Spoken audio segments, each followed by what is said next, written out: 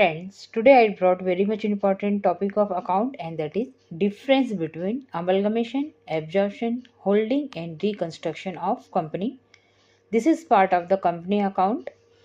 बच्चे हमेशा कंफ्यूज रहते हैं कि एक्चुअली डिफरेंस क्या है, क्योंकि वहाँ पे बहुत थोड़ा थोड़ा डिफरेंस दिया गया है सारी कंपनीज में। इसलिए मैं सारी कंपनी का इंफॉर्मेशन एक साथ आप लोगों के लिए लेके आई हूँ। चलिए स्टार्ट करते हैं। Amalgamation. When two or more companies go into liquidation and a new company is incorporated to take over their business, it is known as amalgamation. जब दो कंपनियां बंद होके एक नई कंपनी स्टार्ट होती है तो उसे हम अमलगमेशन कहते हैं। For example, if a new company C Limited is incorporated to take over A Limited and B Limited, which are existing companies, it is a case of amalgamation.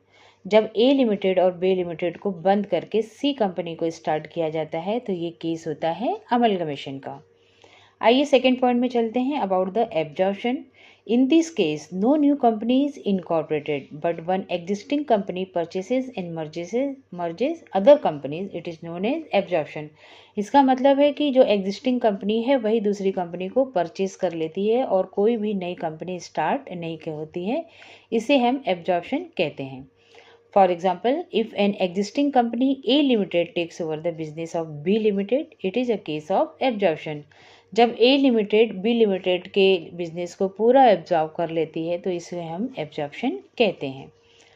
Come to the third point about the holding company. According to section 2 subsection 46, holding company is one which has one or more subsidiaries companies and enjoys control over them. तो holding company वो होती है जिसकी 2-4 subsidiaries company होती है और holding company maximum rights को enjoy करती है। It means holding company controls the subsidiary company. ये भी सही है कि होल्डिंग कंपनी पूरा सब्सिडरी कंपनी को कंट्रोल करती है। One important condition is that holding company should hold more than 50% shares of another company.